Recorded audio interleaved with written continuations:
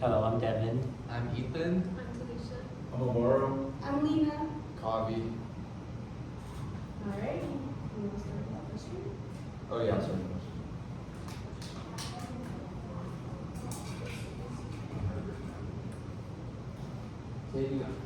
Taking the opposite approach of Kant, Mill's moral theory is always considering the circumstances in which an action is taking place. So rather than a set of rules, Mills argues for attempting to secure the best outcomes. What is the value of this approach? Alright, so I think well, Mill's emphasis is on securing the best overall outcomes, right? So I think specifically the greatest happiness principle is very important, and the value of this approach could be seen by the practicality of it. Yeah, there are two moral principles which can be inconsistent, and like sometimes when you try to actually apply them, like you can't lie to anyone. So like when the guy comes breaks into your house, you don't tell him where your kids are, and looks like monster shit. I think it's also important because of the flexibility too, because with Kant's categorical imperatives, they're like universal, right? So it applies to everyone without exception, but utilitarianism, Mill's theory, it adjusts with everybody, and like personal case is to be what is most humane, and like what will lead to most happiness. Yeah, right? you're allowed to exercise like rationality. You're allowed to think it through instead of just force into following principles. Yeah, and it also seems to have a universal definition of happiness as kind of like pleasure and the absence of pain. So Yeah, it is more. with Kant, maybe it wasn't so much about happiness than it was about being the best person, the best thing for you. Maybe that would achieve happiness, but Mill argues that like there's a criterion for happiness, the feeling itself. Mhm. And Kant's rules also just like, for some occasions, the rules they conflict with each other or like conflict with each other. So just the whole thing is gone. Basically, the whole thing becomes considered more. But with John Mill, it's very goes with it.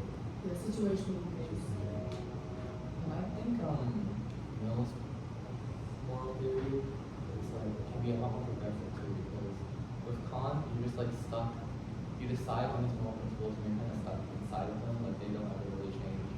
So like if it was invented in a time about like with slavery and like women's suffrage, like those things would never change because those people kind of, well, I guess they wouldn't decide that it's morally right, but it's kind of hard to move away. I think that's a good point. Like it's based on the times changing, things can change within. If there's a universal law, how would that change? Yeah. Like what if you just mess up an imperative? It's like almost it's like the Constitution where it's like if it's written, but you can. That's why it's a living document. Yeah.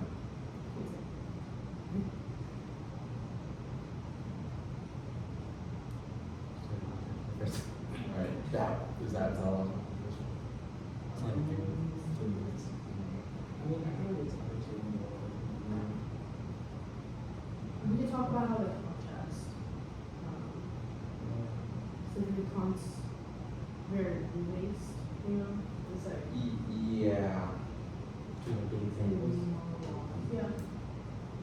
Um,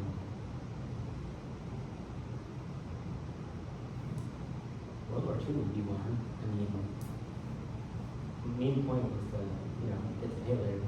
And the way it did it would obviously not be Kant's way. It would be very against him, but for John Mills, it was very for it. And it's more happiness around. Sorry. Also, Mill like uses like individualism. Like he wants like the happiness of like the individual itself, not just like a community or a state. So that's different from what Kant wants. Yeah. Right, yeah, when even in his verbiage, like, the happiness which they meant, like, and so like, if the happiness is more a thing attached to you, like Kant, happiness may have been more of a status per se. Makes sense. Yeah, with contact really, it's very like by the rules, like you gotta follow no matter what, it depends on the situation. Yeah. I also like Mill's argument because, I mean, it's literally stated that Mill's argument, but remember there was like three kind of steps we were talking about. The first one was the goal, leading to the happiness, right, the goal of happiness, Yeah. and pleasure of the absence of pain, like we said before. The second one was pursuit requires impartiality, so being unbiased, right, to the self and others. And then the third one was moral good, aggregate happiness of everybody. So I like the clarity of it without having the limitations, you know what I'm saying? Yeah. Right, yeah, it seems to be, even though it's individualistic, more inclusive approach to happiness than Kant's more rigid framework of what everyone has to abide by specific rules for each scenario that they have. There's definitely not all bad things about combo. We can talk about some. Well, it's just makes like very clear what is right and what's a wrong thing. But it's like very reliant on the fact that everyone participates in moral theory and that everyone has good intentions. Okay, we talk about it before, but like when it gets messed up, it's just like one person decides not to follow it. That's true. I feel like that kind of applies to all of them to an extent. Well, I mean, but with the middle, it's like no matter what anyone else is doing, if you're doing what you think will get you the most happiness, then it's safer. Yeah, because I think with Mills, it's more of, I think what he means by happiness is a like feeling that like you're inherently familiar with. Meanwhile, Kant's definition of happiness is He does not care about happiness at all. what? Kant doesn't care about happiness at all. Not really, yeah. Basically, he doesn't. Yeah, that's basically the thing. He's more about being prideful and being morally just. Yeah, just being right. Yeah, exactly. Like every, like, it's almost like as if there's like a moral objectiveness, like there's a right and a wrong to do in each scenario. Yeah, for Kant, it's hard to say he's wrong. You really can say he's wrong, but like, is it really practical if like you're not wrong, but you're like miserable? You know, everyone's miserable. You kind of move on and move on and Also, I think another valuable part of Mill's argument is, remember when we were discussing kind of the numerical aspect of it, like labeling it as like a quantity? yeah, that was Yeah, so we're labeling it as a quantity, and I think that's very, it's like rational without being again constricted, you know? So I think that's being able to measure it like that, or try to measure it like that would be helpful. I think that segues into the next question, which is what's the difference between higher and lower pleasures at point in the middle? Why is making this distinction important for this theory? That's serious over there. Yeah. So the idea of like quantifying pleasures, some being more valuable or higher quality than others. And he even says that like there are some pleasures that you would prefer no matter how much of a quantity you have of another. So no matter how much you have of one thing, you'll still prefer a single unit of this other thing instead. I think we should start by defining the lower pleasures and the higher pleasures. So you know, I think I can compare that. So like a little pleasure is like for example, like this is the only example that comes to my mind. Like saying like you want a Camry, you know, Camrys are pretty cheap, but you're like, nah, I want a Lexus and I'm gonna get that car no matter how much. Even though it's more expensive, you're gonna have to do a lot more before you get it. But you're gonna want to do it because it's a higher pleasure in the so the Lexus being the higher pleasure and the Toyota Camry being the lower pleasure. I like it.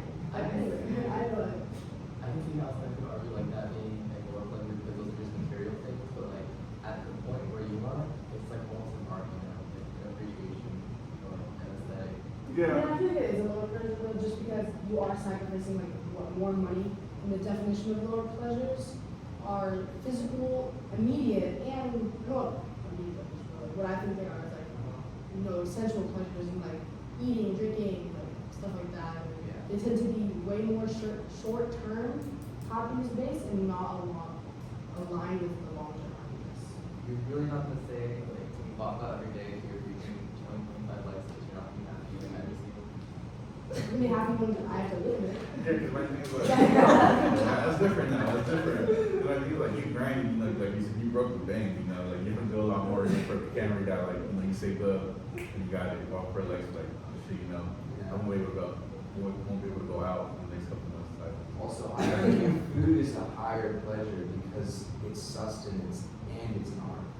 Okay. Let's define higher pleasures now, y'all. but like, I mean, it's semantic, but Getting off topic. I can't diss food. Alright. but like for example, like Yeah. like a higher recipe, you know, like Yeah. than making like just eggs, you know. Exactly. Like That's they're both what- gonna do the same thing. Right. But one's Exactly. longer and then just. But yeah, one's more self-appointed. That one's pretty Alright, good. higher pleasure, let's not get off. This is not off. This is not off. It's Come on, not- it is. We need a filler. Want me to define it? Yeah, well, I'll build on it. I think these higher pleasures can be seen as like intellectual, moral, and like emotionally fulfilling pleasures. Yeah. Like the art, intellectual pursuits, like love, personal growth and development. These are much more valuable and sustainable for the long term. You're not gonna, sacrifice one thing for something else. I think to Bobby's point, when we talk about the food, it definitely can either be a lower or higher pleasure. That's true. Because like if you're pursuing this like culinary arts as a craft, yeah, and then it's definitely more fulfilling than someone who just eats it, thinks it tastes good. sure, yeah. Or someone who eats something and as a way to spoil themselves, and that would be a real pleasure. Indulgent. That's- Right, it's indulgence. If that brings it back to the individualistic side of Is this individualism higher pleasure? Or no? Individualism is more the way it thinks about like how to approach yeah. morality. Individualism is a societal thing, so like emphasis on the individual within society. Collectivism, which is the opposite. Yeah, I think the higher pleasures and the lower pleasures changes with each person actually, because sometimes Yeah. people in like less living conditions. Yeah. You know, they have to focus more on surviving. Some people like that here focus more on Right. pleasure. Yeah. So really, You got like an example I use in the car usually, you know, not to my like lower higher in the car, you know, Yeah. for someone out there like in a different third world country, you know, like their things like a higher pleasure would be just a simple apple. Right, yeah, exactly. People worry about their crops. Yeah. And there's also people that buy it as a person, it's still a lower pleasure. You know, Yeah. Mhm. like if I that one short person going and like there. Exactly. Yeah. It needs prudence for maximized happiness. During, oh yeah, yeah, yeah. Very little slick. So what did you say like, who was it again? It was the conversation we had last time where like you do something to maximize your life, like going to school, you know. Oh, So yeah, like yeah. with maximizing the happiness here, like in the sense of like I'm going to school so I can get my career, especially Right, exactly. maximizing my happiness, Right. to better It's my all life. So in the ends. The end is Yeah. maximizing happiness. Yeah. Knowing the ends and means. So you know, it's con utterly confident. Yeah. He says that if you are able to, you have to maximize your potential. Yeah. I personally, it's kind of a different first person way, but Mill's way of thinking where it's like based on equality, where your happiness shouldn't really take away from somebody else's. I like that word too, but So you yeah, also every moment of your life is equally important, and the moments in your life are as important as anyone else's. Mhm. Everyone's happiness is equal. Can we talk about going back to question two? Sorry. So it's like why is making this distinction between the higher and lower pleasures important for us theory? Oh yeah. Stress that. Yeah, because if you're not maximizing happiness, which is pleasure in the absence of pain, then you're not happy in those perspectives. You would be able to be happy by doing self-devoted things. Yeah. Well, yeah. But yeah, to be like real serious, in this case, like, you have to know the differences, because if not, like, what's the point? Yeah. This whole theory is, you have to know the difference between the lower pleasure and the higher pleasure. And at the end of the day, that's different for everyone. I think it's more because like if you have a world, usually when you think of someone pursuing pleasure, it's not like a morally correct thing. So there has to be a distinction between the higher and lower pleasures.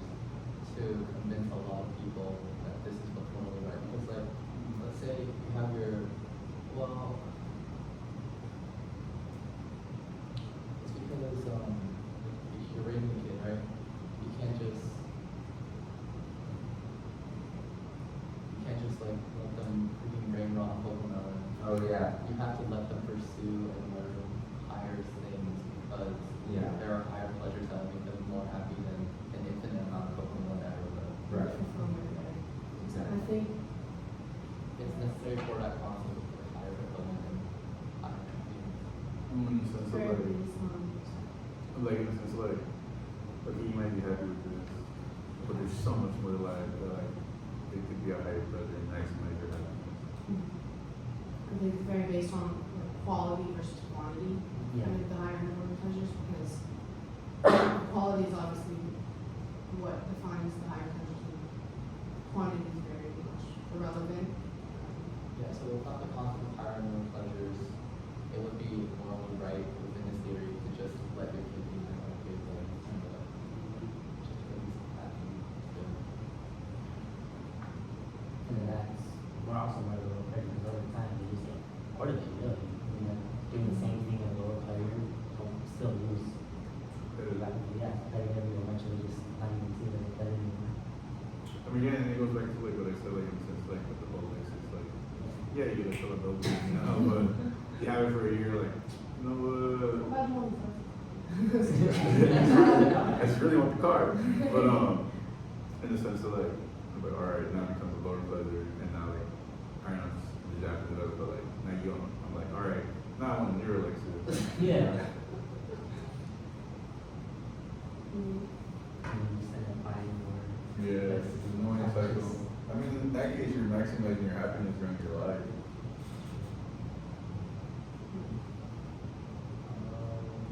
Should we move on to the third question? Let's do it. You want to make the third question? Yeah. Your Alright. life is What do you think? The third question. Dobbins argues for a moral theory that is different from both Kant and Mill. What is ethical caring? And what is the value in her view of committing to caring rather than focusing on justification and judgment? It's hard to more something people do because they think it's like good to do, like not really because they want to, like comes naturally to them. You know? Yeah. Well, I think it doesn't like the both have the I must, but the I must is different for both of them. You know. There's a What I comes have. naturally, yeah. The ethical caring is the I must, the natural caring is the I want. Yeah. Like, I think of caring in the sense like, to piggyback off is like, you see someone dying, to some extent, like, ah, you know, I gotta help them out, at least try something. Yeah. You know, like if I know CPR, Right, yeah. you know, I'm gonna try.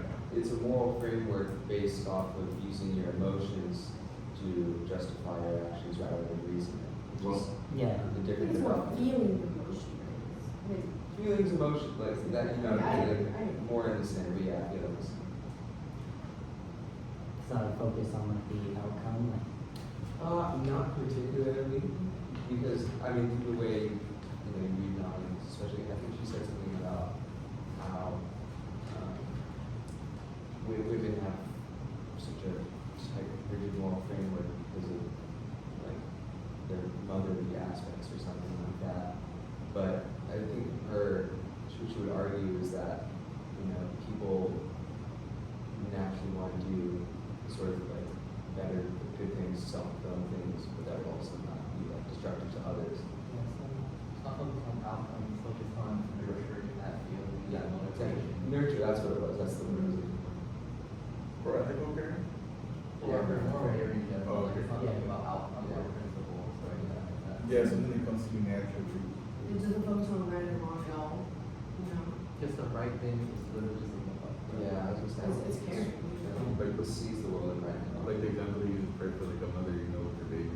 Right, yes, yeah. Yeah, like you feel it, you know, or you like if you have a little sibling, or like your parents, you know, you know, and you feel it naturally.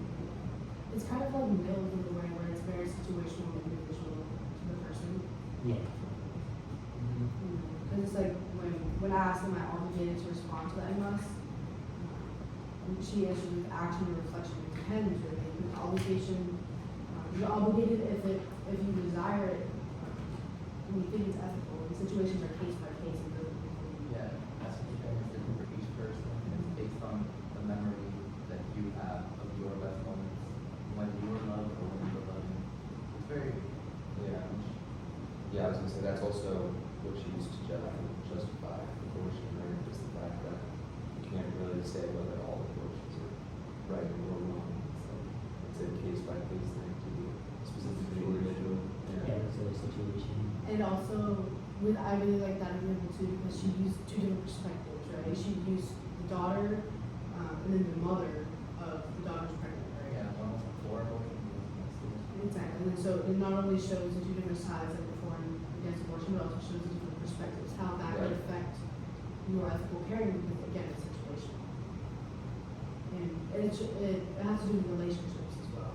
Exactly. Yeah, that's their whole thing, like the relationship with someone. Mhm. Automatic on that. Right. And also show like for the moral theory, it's about supporting that you have to do this, you have to do that. There's, you can't impose. Yeah, you just support them no matter what. Yeah. Oh, yeah, yes. Support. We could talk about the second kind of question from that question, the value of committing to caring rather than focusing on judgment and justification. So I think, let's see. I think the value of focusing on caring rather than justification and judgment is, again, that relationship aspect and then the emotional connection, because those two kind of tie in the same, but the importance of human connections and emotional understanding kind of guides those moral obligations, because it focuses on the person rather than the action or the outcome. And it's also It kind of focuses more on what's best for that person, due to like their experience, not what other people. exactly. Because in a sense, like you can have a relationship with someone, but if you never experience natural care, this and that, what really much can you do if you don't know what to do? Yeah, judgment doesn't really really much in the way of morality or other different. It's like she was saying in the last discussions how sorry, was it something? Or what was the last thing you said? Yeah, bring it up to What else are we talking that your relationship, not just a relationship, but how you, what you know of like nature, you know, how you experience your experience with being taken care of. Because if you've never been taken care of, and you have a relationship, what really can you do, you know? Yeah. You don't know how that. Yeah. Yeah, exactly. Yeah, I said if you grew up being judged. Yeah, like if I never had care and had a kid, or Yeah. Half of the she was talking about class that example with the judgment and justification. If you try to give somebody too much advice based on your own life and like too much direction, too much Mm-hmm. Oh, pushing and Because like, you're trying to impose your lifestyle. exactly. you're So it's like micromanaging. exactly. But it's not going to be effective because it's not coming from the place of natural care or ethical care or whatever. Kind of judgment, right? Exactly. So Like dictating. Yes, yeah. What was it? It's like Dictating. dictating. Yeah. You should seek advice from support. Yeah, like I don't care about you, this is what worked out for me, so it must work out for you. If it doesn't, that's all you. Like, Wait, so that's what she means by justification abortion? I thought it was like in comparison to the other moral theories. I don't think so. I think she means like judgment in general, like people judging each Yeah, other I think she means judgment like in the sense, yeah. in the literal sense. Would you guys like to move on to the extra questions? Yes, Do that? Yeah. It's we really had only fun. 6. Yeah. Alright. What did you find most interesting or surprising about this text? I found Mel Martin's text more interesting. Like I don't know really why. I think like the examples she used were really like helpful to understand like her theory, like the abortion examples that she used about like how you guys said like the mother and like the daughter and like their different experiences. I felt like that it was really interesting to read and to like hear about. Yeah, it's pretty cool. Personally, for me, I feel like this one, these readings, like, at least for me, like, I can actually, you know, relate to it. In a sense, what they're talking about, and everything, like, ethical caring, natural caring, where, like, how she said, like, the professor's example of, like, oh, my homie, you know, someone needs advice, or, like, what did she say? And then someone wants to talk to someone, even though you don't want to. Oh, yeah, It's it's like- it's more the more they write than you do. Yeah. This is how I want and I must have. Yeah, Yes. yeah, because like there's been plenty of times where like, damn, I really don't want to hear the homie band, but boy, you know, them. So like, I feel like I can actually relate to this at all the readings. Yeah. And then by constable philosophy, you would never be able to do that. European violin. Yeah. I also agree with you. I like Noddings a lot. I think it was interesting and kind of surprising because it was the first female author we had. And I actually didn't really realize there was a woman until the end. And I was thinking it's the best reading we've had yet. And I thought it was very new for her time too. I don't know when exactly. So yeah, this is the 20s or something. It's Exactly. for World War One. Exactly. It's so like relevant of abortion and stuff like that. Like these are so talked about concepts to this day. And it's also Or I think the depth she goes into. The reading is long, but it's long for us. You know? Yeah. I just like that you can actually relate to it. It's not like some old shit. You can actually relate to this throughout your life. I think that's more appealing maybe because like it's more current times, like the other theories and everything were more well back in the day. Yeah, this is Well, this is scale wise the closest. Yeah. Yeah. Like Anti-American. old-minded or. Yeah, it's like very strict though. you had to like have that background to be able to appreciate this movie. That's true. I think it's the reason it's according to the order. That's true. Oh yeah, I was talking about the other people who've been reading have been like translated and stuff, but it's just using English. It's not true. It's just though because it's are you good? No, you're. Even though it's like a moral theory based on feelings, I feel like they've all been founded on. They all like share the same like optimistic outlook on humanity. Like the only reason her philosophy works is because she believes everyone has love and caring inside of them. And the same thing for Kant. He believes everyone is like has that inherent value and will strive to do good. Same thing for Aristotle. He thinks that if we all we're all disposed to move towards virtue. Going back to kind of the order thing, I feel like it not only doesn't help us appreciate it, but it helps us kind of make connections, you know? Because we can build different connections based on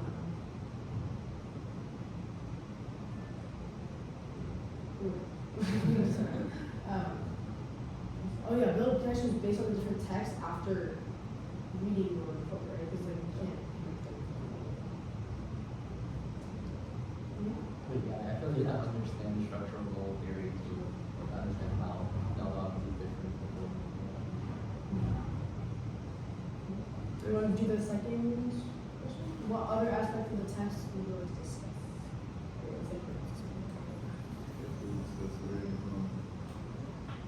Anything else? I like the question and answer kind of format of Noddings a little. She's my favorite, Yeah, she really walks you through it, and she's like a Step teacher. by step. We still see another reason. Is I like we see that in our own head now. 19. She was born in 1929. well, it's actually such a Plato structure. It's not the dialectic. The back and forth, the asking question and the answer. Like Plato did it first before. Like he like created that entire thing. That was it. That was a story.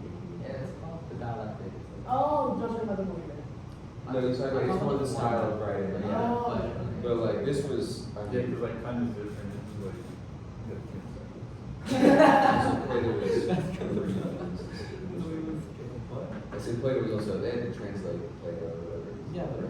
But add a question answer. Oh, yeah. Conversational Yeah. flow that all these have is like Plato's signature. Yeah, I'm not. Yeah, I think what makes it easier. I think what I'm saying is what makes it so digestible to read is like how it's written very full.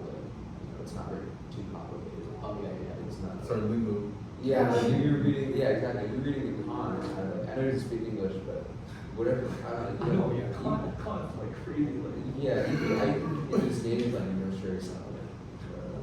that's because he lived alone and like went to church, bro. Like he wasn't talking to nobody. Yeah, no social skills. Yes.